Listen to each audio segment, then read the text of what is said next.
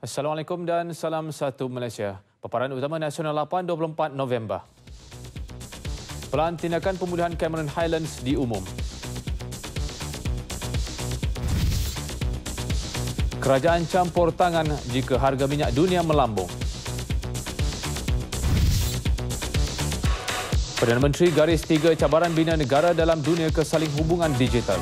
Semua ini dan banyak lagi bersama saya, Wan Muhammad Fisol dan Rashikin Abdul Rahman dalam Nasional 8.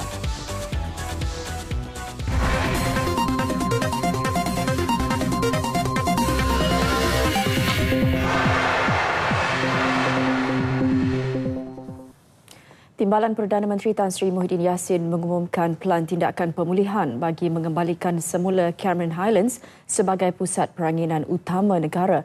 Pelan jangka pendek dan panjang itu termasuk pengawasan projek pembangunan dan aktiviti pertanian serta menangani masalah pendatang asing tanpa izin parti. Dalam lawatan kerja sehari ini, Tan Sri Muhyiddin turun padang melihat kawasan bencana dan mempengerusikan mesyuarat khas Jawatankuasa Bencana Banjir dan Tanah Runtuh di Pejabat Daerah dan Tanah Cameron Highlands. Pada sidang media selepas itu, beliau berkata Jabatan Perancang Bandar dan Desa akan melihat semula pelan tempatan yang telah diluluskan sama ada perlu diperbaiki atau disesuaikan mengikut keadaan semasa.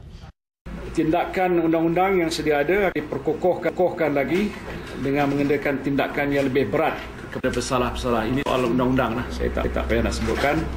Selain itu, pembangunan yang dibuat di Cameron Highlands selepas ini perlulah berbentuk pembangunan semula yang lestari, sustainable development. Saya telah sebutkan tadi, mesyuarat memutuskan supaya rancangan tempatan Cameron Highlands dikaji semula oleh Jabatan Perancang Bandar dan Desa Semenanjung Malaysia dan kerjasama Jabatan Kerajaan Negeri, Pejabat Daerah dan Tanah Cameron Highlands dan pihak berkuasa tempatan untuk tujuan pembangunan lestari dan dalam masa yang sama memelihara alam sekitar di Cameron Highlands. Penguatkuasaan undang-undang juga akan ditambah baik termasuk tindakan segera melibatkan pencerobohan tanah, pengurusan cerun dan alam sekitar serta penguatkuasaan terhadap parti. Kerajaan Negeri Pahang turut diminta mengkaji dan menilai semula permohonan pembangunan dengan mengenakan syarat-syarat lebih ketat. Ini termasuk membatalkan pemberian lesen pendudukan sementara sekiranya disalahguna, merampas jentera berat yang diguna secara haram dan meroboh struktur kebun yang dibangunkan di atas tanah kerajaan dan tanah milik persendirian yang tidak dibenarkan. Bagi aktiviti pertanian, Tan Sri Muhyiddin berkata kawasan tanaman baharu tidak perlu lagi diwujudkan kerana tanah yang diteroka untuk tujuan pertanian mencapai hampir 8,600 hektar. Mengikut perancangan sebenar Cameron Highlands, kawasan pertanian sepatutnya hanya meliputi 2,300 hingga 2,500 hektar tanah. Mengenai masalah parti yang bekerja di kawasan berkenaan, Tan Sri Muhyiddin berkata semua agensi peringkat persekutuan dan kerajaan negeri perlu mengambil tindakan tegas berlandaskan undang-undang sedia ada. Tan Sri Muhyiddin turut menyampaikan bantuan kepada 10 wakil penduduk terjejas akibat tanah runtuh dan banjir lumpur pada 5 November lalu. Sementara itu, Menteri Besar Pahang, Datuk Seri Adnan Yaakob berkata, kerajaan negeri akan memberi kerjasama penuh kepada kerajaan persekutuan untuk menyelesaikan masalah di Cameron Highlands. Saya bagi pihak kerajaan negeri mengalu-alukan langkah yang diambil oleh kerajaan persekutuan ini dan mudah-mudahan Cameron Highlands akan dapat dipulihkan dan dijadikan satu pusat peranginan yang terkemuka sebagaimana pada satu masa dahulu. Kerajaan akan campur tangan jika harga minyak mentah dunia melambung tinggi bagi mengurangkan kesannya kepada rakyat. Bagaimanapun mekanisme campur tangan itu belum dimuktamadkan dan proses penilaian oleh Kementerian Perdagangan Dalam Negeri, Koperasi dan Kepenggunaan masih dijalankan. Menurut Timbalan Menteri Keuangan Datuk Chua Tee Yong, langkah kerajaan membiarkan kuasa pasaran menentukan harga bahan api menerusi kaedah pengapungan terkawal bertujuan membolehkan pengguna menikmati tren penurunan ketika ini.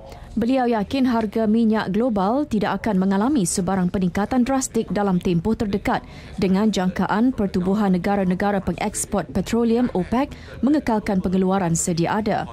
We will continuously review in terms of this oil price, but we believe that in the short term, there shouldn't be any price hike in oil price because of the fact that US has now become one of the major producers through shale gas and oil. And at this moment, there is no indication that OPEC would continue to cut its export. Tambahnya, jika kerajaan tidak melaksanakan kaedah pengapungan terkawal dalam tempoh terdekat, cukai terpaksa dikenakan terhadap bahan api.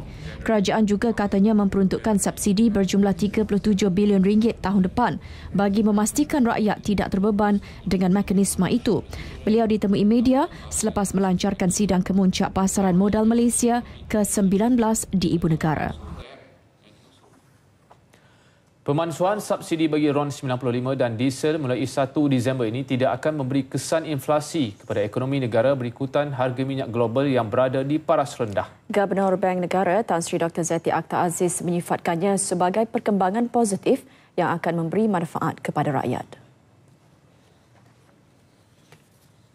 Prices now are softening, and therefore this is good for consumers because they benefit from the lower prices, and therefore this also helps the government in terms of the burden of subsidies in the budget, and therefore this is a positive development. Jelas Tan Sri Dr. Zeti, pihaknya akan terus memantau kesan pemansuhan subsidi kepada risiko inflasi serta perkembangan pertumbuhan lain dalam tempoh jangka masa sederhana. Dasar monetari negara katanya akan distruktur berdasarkan perkembangan domestik dengan mengambil kira persekitaran luar. Tan Sri Dr. Zeti ditemui pada Majlis Perasmian Pusat Perkhidmatan Korporat SWIFT di Kuala Lumpur yang disempurnakan Puteri Astrid dari Belgium. Pemberian subsidi bahan api secara pukal bukan langkah terbaik bagi meringankan kos sara hidup rakyat. Pengarah Urusan Institut Penyelidikan Khazanah, Datuk Sharon Mozani berpendapat pemberian secara tunai kepada golongan sasar dilihat lebih berkesan. Datuk Sharon menyambut baik langkah kerajaan untuk melaksanakan pengapungan terkawal bermula Disember ini bagi petrol RON 95 dan diesel. Beliau yakin pemansuhan subsidi tidak akan mengakibatkan inflasi meningkat kerana harga petrol di pam tidak akan mengalami perubahan drastik. Harga minyak telah pun turun. Dulunya harga minyak di pasaran lebih dari $100 satu barrel, satu tong.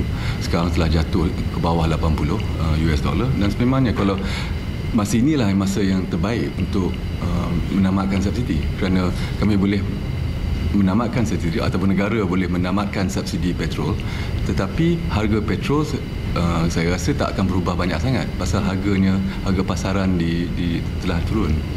Hasil penjimatan daripada pemberian subsidi dapat disalurkan secara terus bagi membantu isi rumah berpendapatan rendah yang benar-benar memerlukan bantuan itu. Hujan berterusan sejak jam 2 pagi semalam membimbangkan penduduk terjejas banjir berikutan kemungkinan gelombang kedua banjir melanda Terengganu semula. Jumlah keseluruhan penduduk terjejas banjir di Terengganu menurun kepada 310 berbanding 327 orang pagi tadi. Ia melibatkan 2 buah pusat penempatan di Kuala Terengganu, manakala banjir di daerah Marang dan Setiu pulih sepenuhnya. Pun hanya tinggal seramai 250 orang penduduk terjejas banjir di Gong Badak, Kuala Terengganu. Rata-rata penduduk yang dibenarkan pulang masih lagi bermalam di pusat penempatan disebabkan rumah mereka yang telah dicuci belum kering sepenuhnya. Gelombang yang kedua ini, warga kami, warga Tamang telah bersepakat bahawa kita hanya dapat membersihkan kawasan halaman rumah dan lantai-lantai sahaja terlebih dahulu. Barang-barang yang kita letakkan di tempat-tempat yang tinggi, jadi kami keluarga tidak perlu lagi menurunkan barang itu terlebih dahulu. Habis mesin basuh dapur, juk dapur, kursi sofa tak boleh selamat, semua habis kosong. Lepas tu yang ni tinggal saja sama, TV saja. Jadi itulah saya kata pengalaman pertama saya dah baru duduk sini. Baru dalam 2-3 bulan baru duduk sini. Dalam pada masa yang sama, Agensi Keselamatan dan Sukarelawan turut melakukan ops bersepadu untuk membantu mencuci rumah penduduk terjejas banjir. Samai 20 anggota dibahagikan dua, satu kerja-kerja membersih dan satu kerja memunggah barang-barang yang telah digenangi air, dan kerja-kerja ini akan berteruskan sampai petang ini dan kemungkinan akan diteruskan sampai besok pagi. Satu di bahagian sebelah perumahan yang kos sederhana dan satu bahagian lagi adalah di kos rendah. Okey. Anggota-anggota ini kita akan buat membantulah ke penduduk-penduduk yang ada dekat taman ni. Okay. Penduduk terjejas banjir di Kuala Terengganu sedia berpindah pada bila-bila masa jika paras air meningkat semula sepanjang musim tengkujuh ini. Jabatan Kesihatan Negeri Terengganu meningkatkan kawalan kesihatan di pusat pemindahan banjir bagi mengelak merebaknya wabak penyakit berjangkit pada musim tengkujuh. Sehubungan itu, pemeriksaan rapi dan berkala di pusat-pusat pemindahan sekitar Kuala Terengganu giat dijalankan.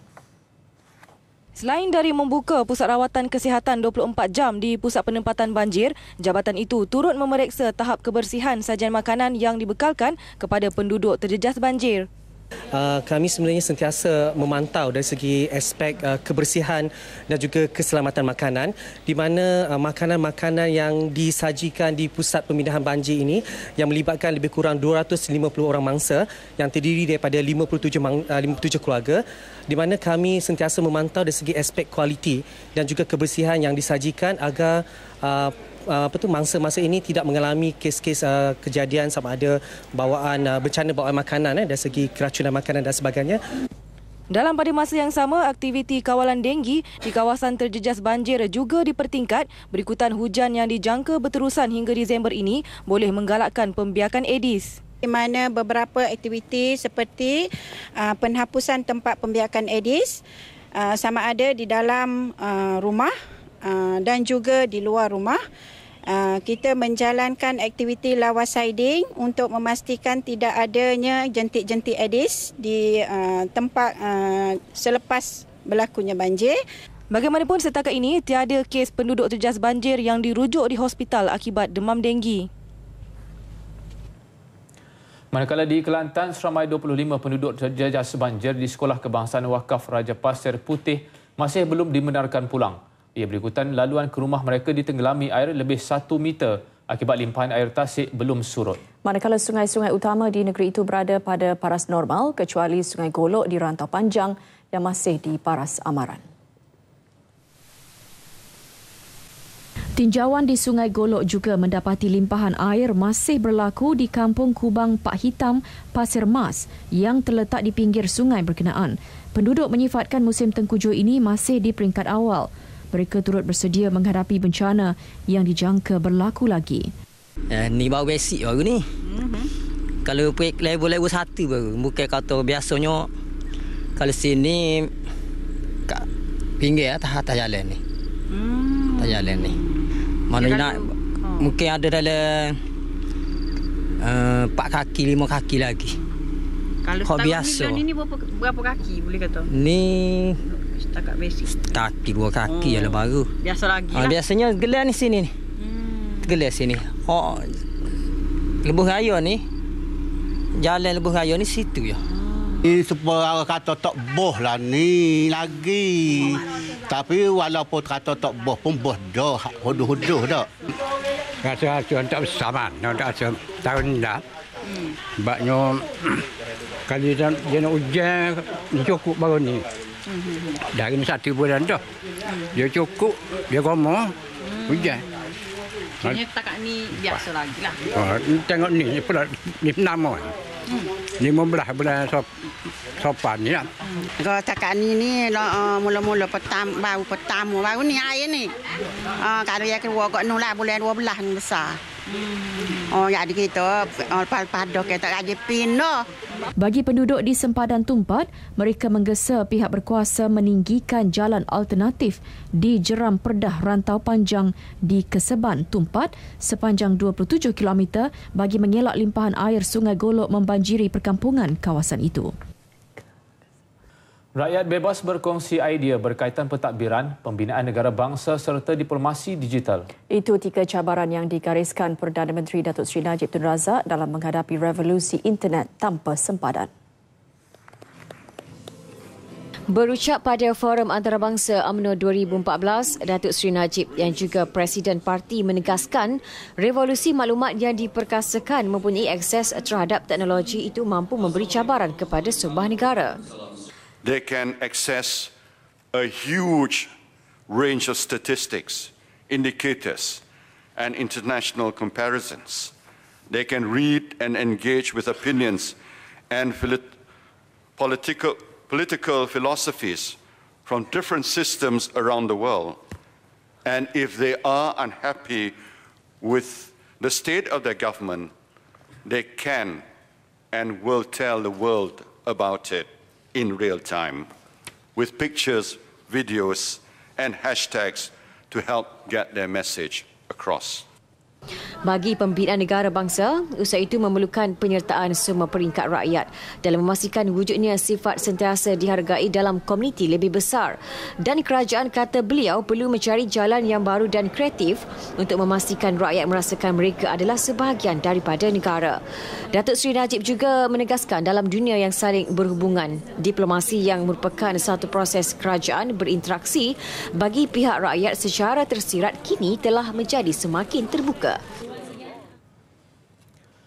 Datuk Seri Najib juga menegaskan internet tidak seharusnya menjadi medium dalam memarakkan ketegangan kaum dan agama dalam negara pelbagai agama dan budaya seperti Malaysia. For example, during the last general election, a host of unsubstantiated allegations were propagated online. It was said that the government was orchestrating blackouts in polling stations to fix the ballot boxes and flying in 40,000 voters across Malaysia to vote. These claims were all proven to be baseless lies, but not before they had been swallowed hook, line and sinker by many, doing real damage to our reputation.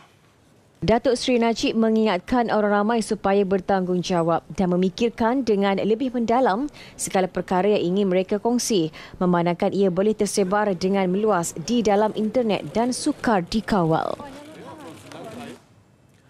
Malaysia perlu memantau aktiviti di media sosial agar ia tidak memberi kesan kepada kestabilan negara. Menteri Dalam Negeri Datuk Seri Dr. Ahmad Zahid Hamidi berkata ini kerana penyebaran pembohongan, fitnah dan hasutan yang kerap dibincangkan di media sosial boleh mengancam keselamatan negara. Jelas beliau yang juga naib Presiden UMNO, pemantauan ini penting memandangkan Malaysia sebuah negara yang mempunyai masyarakat majmuk yang berbeza agama dan bangsa. Antara risiko hyperconnectivity dalam membina negara seperti contoh di Malaysia di mana isu kaum dan sentimen agama merupakan isu yang paling mudah dan kerap dipolitikkan pihak yang tidak bertanggungjawab di media sosial. Give our freedom of expression for throwing different opinions, but if someone is touched on religion, on racial harmony, on unity of our nations, I have no hesitations not to compromise to this group of people. Datuk Seri Dr. Ahmad Zahid Hamidi berkata demikian ketika menjadi panel pada Forum Antarabangsa UMNO. Jelasnya hyperconnectivity merupakan inovasi dalam berkomunikasi, namun ia sangat berisiko dan perlu diurus sebaik mungkin kerana ia mampu memberi ancaman kepada negara. Politik masa kini bukan lagi dikaitkan dengan perang poster. Sebaliknya, ia diibaratkan satu pertembungan sesama saintis digital dalam dunia hyperconnectivity atau kesaling hubungan digital. Pengerusi Forum Antarabangsa UMNO, Datuk Seri Ahmad Chabricik, melihat lanskap politik masa kini lebih mencabar dengan pelbagai implikasi muncul daripada hyperconnectivity. Sebab itu dikatakan zaman sekarang ni siapa yang mempunyai saintis digital akan memberi kelebihan pada dia kalau berbanding dengan apa yang disebutkan sebagai cara berkempen biasa yang digunakan sebelum ini, di mana saintis digital lawan saintis digital akan sedikit sebanyak mencorakkan perubahan landscape politik pada hari ini. Dalam ucapannya pada forum itu, beliau turut menegaskan data analitikal yang besar dalam jaringan hyperconnectivity memudahkan pemimpin politik memahami sentimen dan denyut nadi rakyat. Resolusi dan isu yang dibincangkan dalam Forum Antarabangsa UMNO UIM 2014 perlu dipanjang ke peringkat Badan Dunia. Ini kerana isu yang dibincangkan adalah masalah sejagat yang perlu diberi perhatian segera. Saranan itu dilontarkan bekas Menteri Luar Tan Sri Syed Hamid Albar ketika ditemui media selepas mempengerusikan sesi petang forum tersebut di PWTC. We should prepare an usul to be brought up at the United Nations. Because how do you control cyberspace? How do you protect private invasion? How do you protect individuals as well as states from cyber attacks? So there must be some international networking and collaboration. The only best way is to have a treaty among nations to work together. Tan Sri Syed Hamid juga menegaskan penggunaan media sosial atau dunia cyber tidak boleh disekat. Namun setiap individu itu sendiri harus bijak memanfaatkannya dan bertanggungjawab memastikan ia agar tidak menjejaskan diri sendiri, agama dan negara. Palestin nyata musnah akibat peperangan, namun ia tidak menghalang penduduknya daripada berhubung dengan dunia luar. Dalam dunia yang dihubungkan secara maya, penggunaan peranti teknologi adalah penting dan rakyat akan memanfaatkan penduduk Palestin untuk memajukan ekonomi mereka. Demikian menurut Wakil Pergerakan Fatah Palestin, Dr. Abdullah Abdillah ketika ditemui RTM pada Forum Antarabangsa UMNO. Dr. Abdullah berkata partinya berazam untuk belajar daripada kejayaan Malaysia melonjakkan negara ke tahap lebih tinggi. Pengerusi Jawatankuasa Politik Parlimen Palestin itu berkata, dunia hari ini adalah kesaling hubungan dan Palestin tidak akan mengetepikan teknologi baru itu. Connectivity is very important to us in preparation for the future, because until now we still are not free to use our airwaves, we are not free to use our cyberspace because of the occupation. But then we cannot wait until the occupation ends and start learning then. We have to be learning from now, preparing ourselves from now, so when freedom comes, independence comes, we are already there. Palestin telah membangunkan sistem kerajaan elektronik e-kerajaan sejak kerajaan campuran Fatah dan Hamas dibentuk 2 Jun lepas.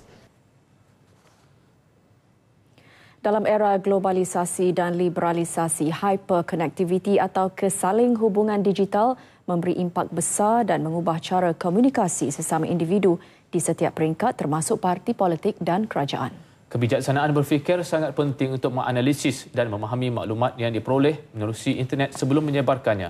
Ikuti laporan wartawan Syuhada Hashim. Kecanggihan teknologi komunikasi dan ledakan maklumat global hari ini seharusnya membentuk dan melahirkan generasi berfikiran kritikal terhadap sesuatu isu. Menguasai kemahiran teknologi itu kini bukan sahaja satu keperluan, bahkan kelebihan supaya tidak ketinggalan dalam apa jua bidang. Menurut bekas Presiden Bangladesh Hussein Mohamed Ershad, situasi itu perlu dihadapi oleh orang politik dan pemimpin parti untuk memahami dunia komunikasi baharu. Connecting with his voters, with the general public. This is most important. The Prime Minister should know and should talk to the people whom she is leading, whom is he leading. This is very important and that can only be done by this sector. Beliau yang ditemui di luar Forum Antarabangsa UMNO berkata, pemimpin sendiri perlu menguasai aspek kesaling hubungan digital untuk memastikan mereka tidak ketinggalan dalam landscape baharu politik dan mengambil kesempatan dalam dunia komunikasi digital. Dalam pada itu, wakil delegasi antarabangsa berpendapat penguasaan teknologi baharu seperti media sosial akan memberikan anjakan paradigma minda kepada setiap parti politik untuk menarik lebih ramai penyertaan golongan muda. I think that politicians must also be aware that youth must have most education in citizen and also in ethic that they have to keep by sharing information through internet, because many people can have access to this information. Di Malaysia, kadar penembusan rangkaian sosial adalah 91%. Satu daripada 3 minit yang digunakan dalam talian adalah untuk rangkaian sosial, manakala 80% melayari internet untuk mengakses Facebook. Aspek kawalan kendiri dan kemahiran menganalisis maklumat sangat penting, khususnya di kalangan generasi muda yang terlalu bergantung kepada teknologi maklumat. Dalam dunia yang kini dihubungkan dengan jalur lebar berkelajuan tinggi, setiap lapisan masyarakat terdedah dengan pelbagai pencerobohan, terutama di media sosial. Apa yang penting ialah berhati-hati, dan hyperconnectivity ini amatlah bagus jika dapat dimanfaatkan ke arah kebaikan. Laporan Syuhada Hashim dari PWTC untuk Berita RTM. Kerajaan Negeri Kedah perlu membantu menyelesaikan isu tanah bagi mempercepat pembinaan menara baru telekomunikasi di Pulau Langkawi. Timbalan Menteri Komunikasi dan Multimedia Datuk Jailani Johari berkata, isu tanah antara kekangan proses meningkatkan taraf liputan jalur lebar di pulau itu. Kerajaan Pusat membelanjakan RM120 juta untuk pembangunan infrastruktur di Langkawi. Beliau menjelaskannya kepada media selepas mengadakan lawatan ke Pusat Internet 1 Malaysia di Kampung Padang Wahid, Langkawi.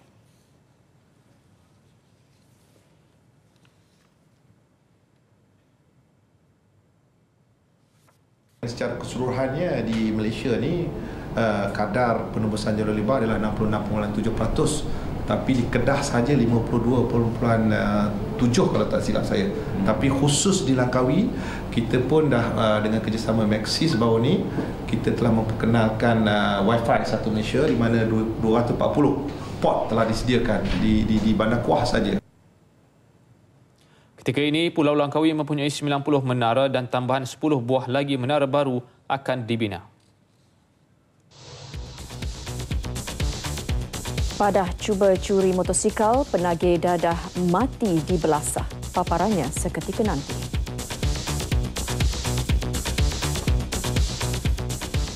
Tindakan seorang penagih dadah cuba mencuri motosikal dari sebuah rumah di setapak ibu negara mengundang padah. Dia bukan sahaja gagal mencuri motosikal, malah menemui ajal selepas dibelasah penghuni rumah itu. Kejadian di Taman Desa Rejang setapak itu berlaku pada pukul 12.45 tengah hari tadi. Pencuri terbabit dikatakan masuk ke dalam sebuah rumah dan mengumpil kunci kenderaan dan disedari penghuni rumah. Suspek ditangkap dan dibelasah. Dia mati di tempat kejadian, dipercayai akibat kecederaan serius di beberapa bahagian anggota badan. Mayat dihantar ke Hospital Kuala Lumpur untuk bedah siasat. 2 daripada penghuni rumah dibawa ke IPD Wangsa Maju untuk siasatan. Susulan penemuan mayat adik Muhammad Syarikal Siddiq 3 tahun di anak sungai Kampung Jimpangah, Beaufort, Sabah petang kemarin. Suspek seorang lelaki mengaku telah membuang mayat mangsa dan menunjukkan tempat jenayah kepada polis. Ketua Polis Daerah Beaufort, DSP Mustafa Ma'ruf Mustafa menyatakan suspek mengaku membawa mangsa ke dalam keretanya dan telah menampar mangsa sehingga pengsan. Suspek yang panik telah membuang mangsa di sungai Kampung Jimpanglah.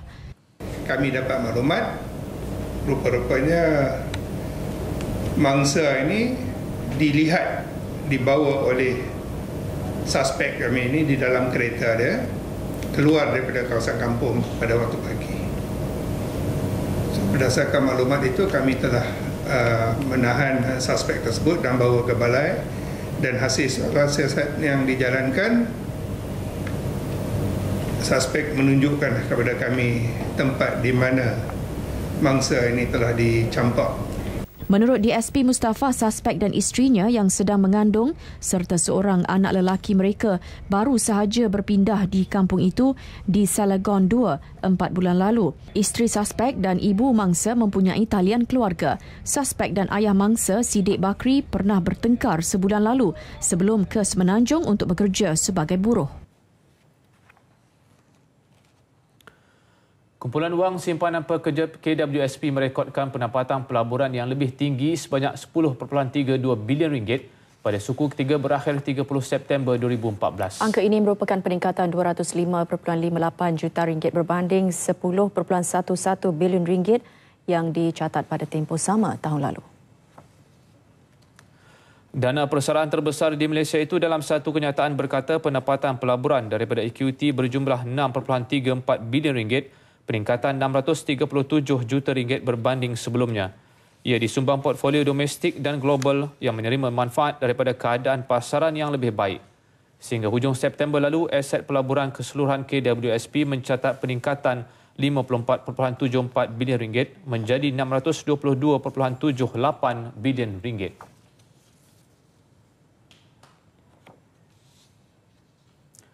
Malaysia mampu mengekalkan kedudukan ke-24 dalam kalangan 148 buah negara berdaya saing dalam sektor ekonomi hasil kajian Forum Ekonomi Dunia WEF dengan sokongan ekonomi yang berteraskan inovasi. Untuk itu, Pengerusi AirAsia X Tan Sri Rafidah Aziz menggalakkan peluang lebih besar diberi kepada generasi Y atau generasi muda negara agar produktiviti dan inovasi negara dapat dikekalkan dalam jangka masa panjang. Dengan cabaran teknologi moden kini, generasi Y katanya perlu mempersiapkan diri memenuhi tuntutan pasaran yang penuh persaingan ketika ini. Gen Y ni umur band tu sama ciri-cirinya. Sama dari segi mereka dipengaruhi oleh ICT, sama dari segi apa yang mereka harapkan, expectation dia, sama dari segi permintaan dia, corak trend permintaan dia untuk barang, untuk perkhidmatan. Maknanya mereka sudah menjadi universal citizens. Jadi kalau syarikat-syarikat Malaysia nak keluar ke serantau ataupun nak menaluki pasaran dunia, hendaklah sentiasa memberi penekanan kepada apakah ciri-ciri Gen Y ini. Tan Sri Rafidah yang juga bekas Menteri Perdagangan Antarabangsa dan Industri ditemui pada Persidangan Produktiviti dan Inovasi Tahunan APIC Anjuran Perbadanan Produktiviti Malaysia MPC di Ibu Negara bertemakan From Ideas to Reality. APIC kali ini bakal memberikan 2 anugerah kepada pengusaha tempatan bagi kategori kumpulan inovatif dan kreatif serta persekitaran berkualiti. Persidangan bermula hari ini akan berlangsung sehingga 26 November. Mesyuarat ketiga penggal kedua sidang Dewan Undangan Negeri Selangor. Permulaan sidang DUN hari ini menyaksikan pelantikan timbalan speaker dari PAS menerima tentangan daripada DAP. Ini kerana DAP turut mencalonkan wakilnya bagi jawatan itu, walaupun Menteri Besar Muhammad Azmin Ali mengumumkan kuota itu akan diberi kepada PAS. Adun Bangi dari PAS Muhammad Syafiq Ingah menerima tentangan daripada Adun Sekincan dari DAP Eng Sui Lim. Bagaimanapun, Muhammad Syafiq dilantik sebagai timbalan speaker setelah menerima 28 undi dan Sui Lim 14 undi melalui undi sulit oleh adun-adun Pakatan PAS, PKR dan DAP. Semua 12 adun Barisan Nasional yang diwakili Ketua Pembangkang Datuk Syamsuddin Ilyas pula memilih untuk berkecuali dan tidak mengundi. Muhammad Syafiq mengangkat sumpah dan menandatangani surat sumpah jawatan di hadapan Speaker DUN Selangor, Han Ahyo.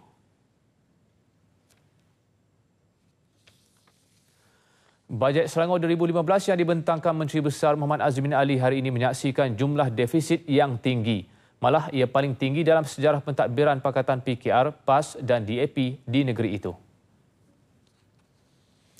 Dalam pembentangan bajet itu, Azmin memberitahu Dewan defisit yang akan terhasil adalah sekitar 450 juta ringgit melalui anggaran perbelanjaan sekitar 2.42 bilion ringgit. Angka defisit itu jauh lebih tinggi ketika Selangor berada di bawah bekas Menteri Besar Tan Sri Khalid Ibrahim iaitu hanya kira-kira 1.85 bilion ringgit. Sementara itu, adun-adun Barisan Nasional yang ditemui berkata ini merupakan bajet defisit yang tinggi dan mereka akan melihat sejauh mana bajet ini dapat direalisasikan untuk rakyat.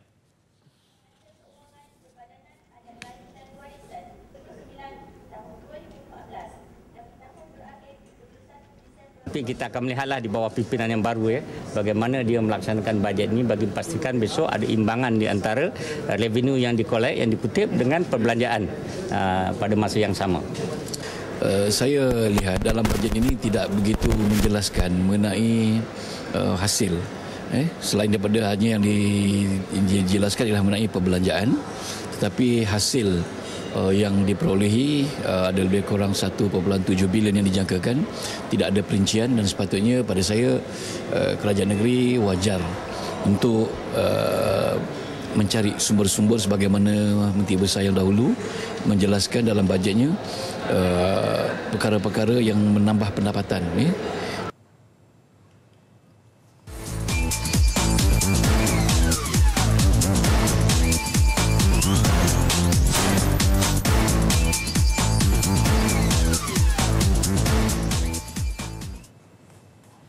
Petisyen untuk memansuhkan Akta Hasutan ditolak yang Dipertua Dewan Rakyat Tan Sri Pandikar Amin Mulia. Ini kerana ada di antara 3,005 pempetisyen yang dikemukakan tidak menurunkan tanda tangan atau cap jari dalam petisyen berkenaan.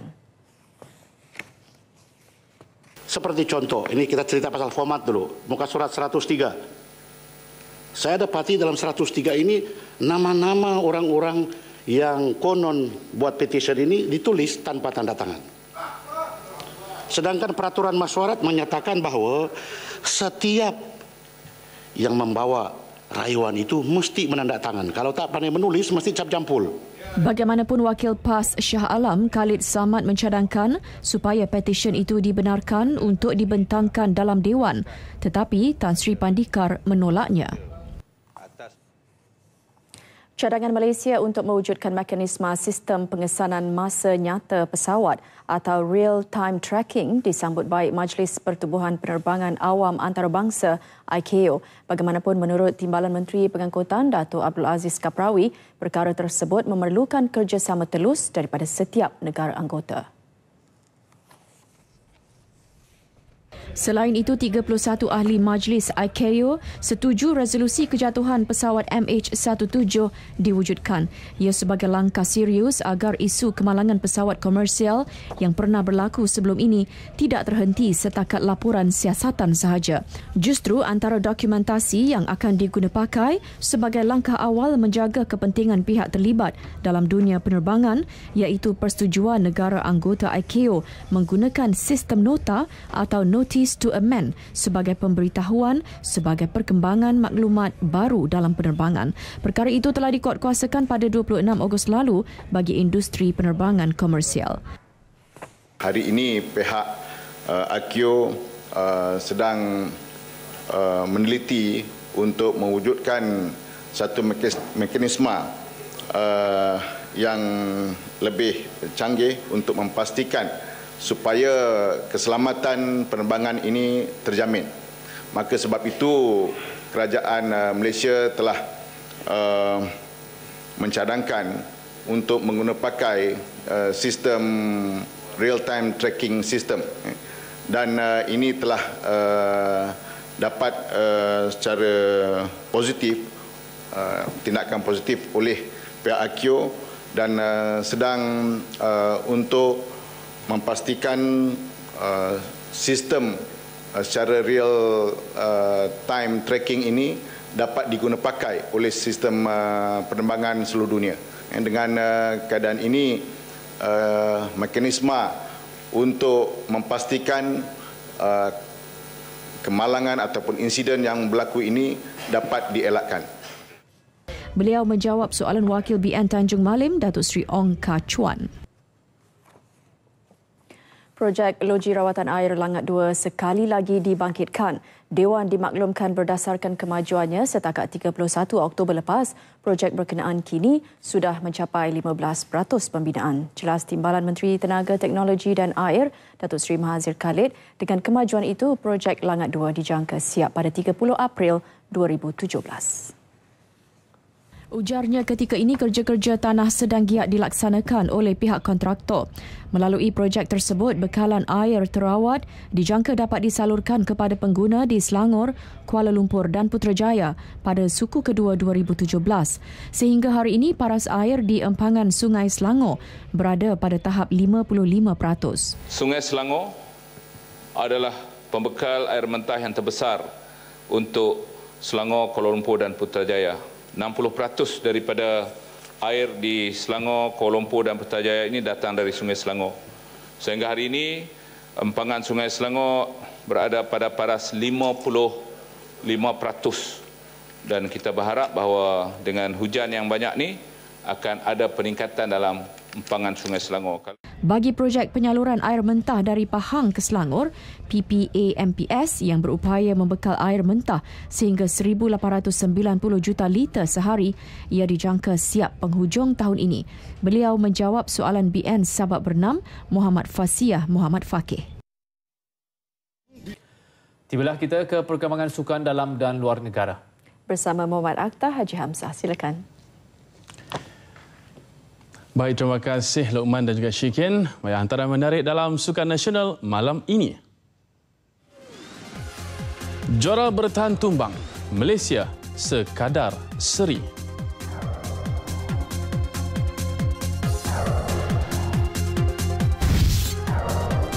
Lionel Messi kini penjaring terbanyak sepanjang zaman. Semuanya selepas ini.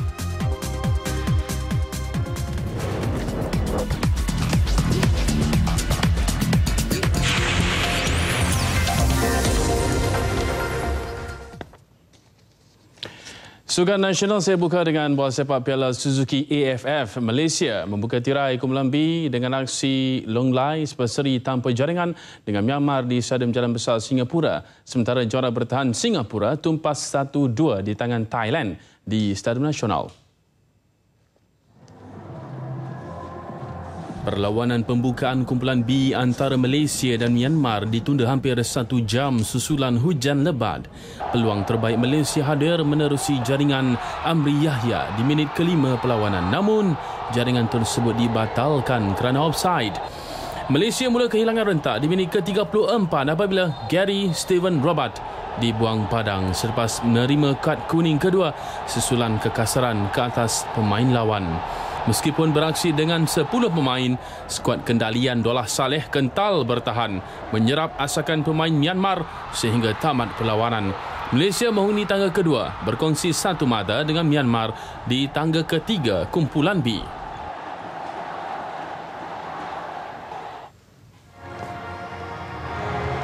Pendahulu Kumpulan B dipegang Thailand yang berjaya mendudukkan tuan rumah yang juga juara bertahan Singapura 2-1. Thailand yang juga juara 3 kali Piala AFF hanya memerlukan 8 minit untuk mendahului 1-0 menerusi Mongkrol Toksakrai.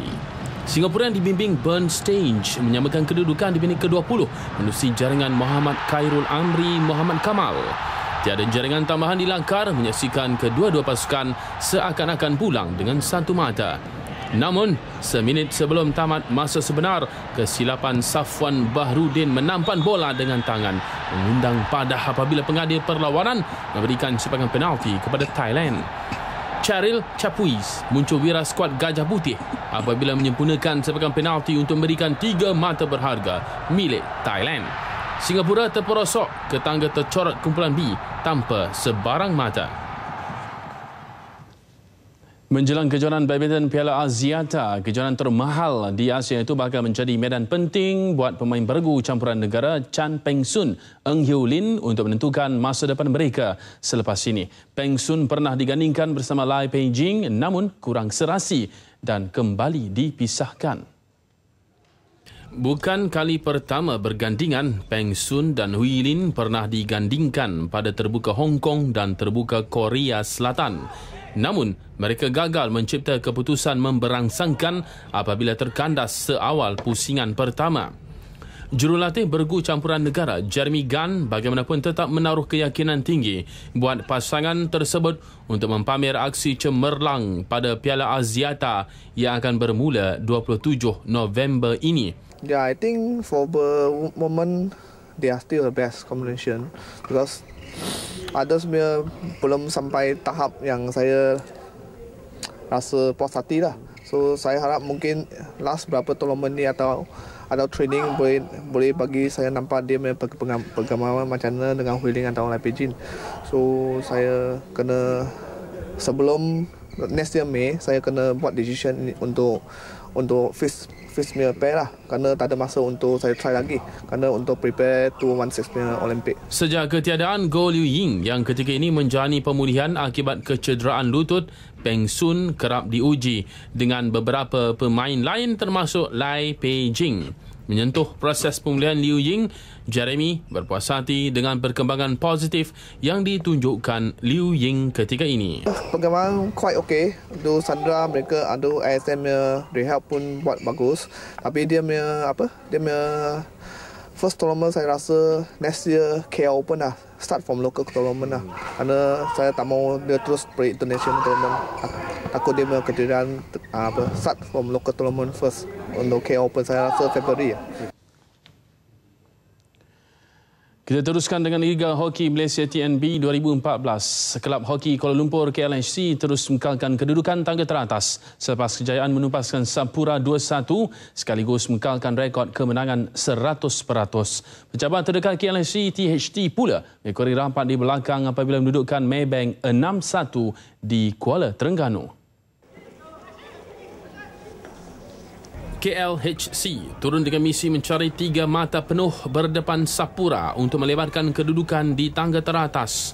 Namun di atas padang, Sapura jelas kebal menyerap kasakan KLHC untuk mengikat perlawanan tanpa jaringan selepas tamat suku pertama.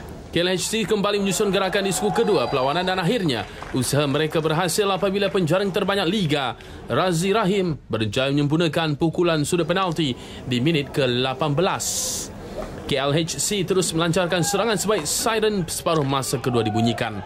Serangan bertali arus akhirnya membuahkan hasil apabila gerakan solo Rashid Baharom di minit ke-36 berjaya disudahkan dengan sempurna Harrison Page untuk kedudukan 2-0. Namun 7 minit kemudian penyerang Sapura Izwan Firdaus berjaya merapatkan kembali jurang jaringan apabila menolak masuk hasil pukulan sudut penalti.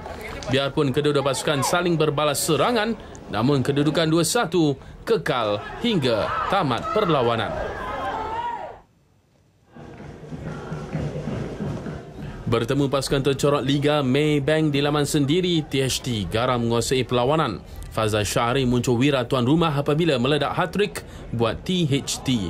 Penyerang kebangsaan Tengku Ahmad Tajuddin Tengku Abdul Jalil memastikan THT selesa di depan dengan gol keempat diikuti 2 gol sumbangan pemain import Korea So Jong Ho dan Kang Moon Kwan. Maybank jaringkan gol sagu hati pelawat dijaringkan pemain kebangsaan Pakistan Shakil Abbasi.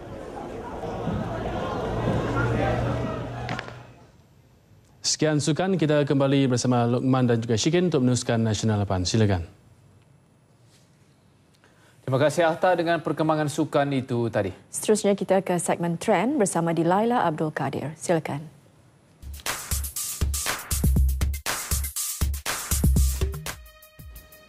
Nasional 8 diteruskan untuk segmen trend. Saya Dilaila Kadir. Segmen ini akan berkongsi topik carian paling popular di Yahoo Malaysia dan beberapa aplikasi cyber lain. Japan earthquake menduduki carian tertinggi dalam senarai di Yahoo Trending. Gempa berlaku sekitar 10 malam pada Sabtu waktu tempatan dengan kedalaman 10 km di Bandar Nagano. Gempa dengan magnitud 6.7 menyebabkan 37 buah rumah musnah di 2 perkampungan dan 39 penduduk cedera, 7 daripadanya parah. Namun belum ada kematian dilaporkan walaupun gempa menyebabkan tanah runtuh yang menghalang laluan perkhidmatan kereta api dan jalan raya di kawasan terjejas. Carian kedua tertinggi pula ialah Timbalan Menteri Keuangan Dato' Ahmad Maslan. Isunya berkisar syarikat pelaburan negara One Malaysia Development Berhad, 1MDB yang didakwa pembangkang tidak mendatangkan keuntungan. Namun Timbalan Menteri Keuangan Dato' Ahmad Maslan dalam satu laporan kecewa kerana pembangkang masih tidak dapat mengemukakan bukti berhubung tuduhan tersebut.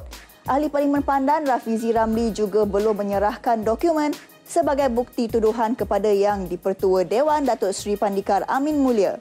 Datuk Ahmad Maslan dalam satu sidang media menjelaskan pada 2010, 1MDB untung RM424 juta, 2011 untung RM544 juta, 2012 untung RM44 juta, 2013 untung RM778 juta, kecuali 2014 rugi RM665 juta.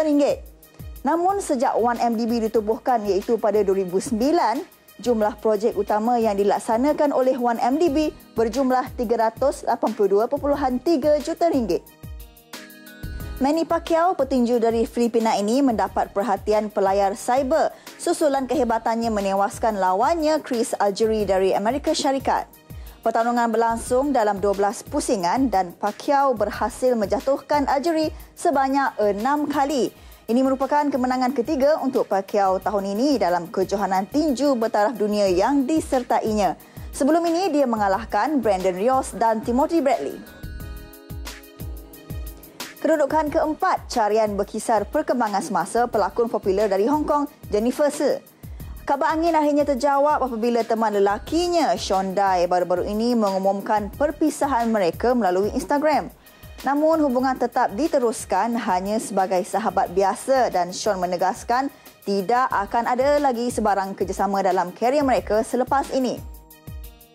Kata carian lain yang popular di Yahoo Malaysia ialah Piala Suzuki AFF yang mana Malaysia menghuni tangga kedua berkongsi satu mata dengan Myanmar di tangga ketiga kumpulan A. Semalam Malaysia membuka tirai kumpulan B dengan aksi lemah selepas seri tanpa jaringan dengan Myanmar di Stadium Jalan Besar, Singapura. Carian lain seperti tertera ialah Abu Dhabi Grand Prix di kedudukan ke-7, David Moye ke-8. Dan ke-9, Fatma Ben Guafrache iaitu pemenang Ratu Dunia Muslimah 2014 yang berlangsung di Jakarta Sabtu lalu. Berasal dari Tunisia, Fatma menewaskan 18 finalis lain termasuk peserta Malaysia. Peserta pertandingan diwajibkan memakai tudung dan dinilai berdasarkan kebolehan mereka membaca Al-Quran dan turut diminta memberi pandangan pribadi berkisar agama dan dunia Islam. Apa pula agaknya yang paling popular di YouTube Malaysia ketika ini? Nampaknya animasi tempatan yang menampilkan watak animasi Ultraman menjadi tontonan ramai.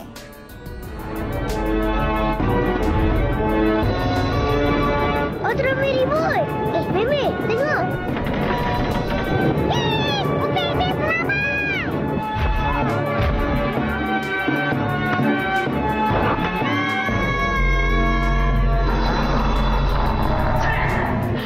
Ini antara usaha terbaru Les Kopak Production memperkembangkan pasaran animasi tempatan ke negara luar seperti Indonesia, Jepun dan Amerika Syarikat.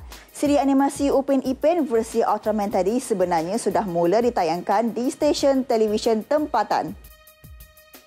Trend berakhir di sini, jumpa lagi dan Assalamualaikum.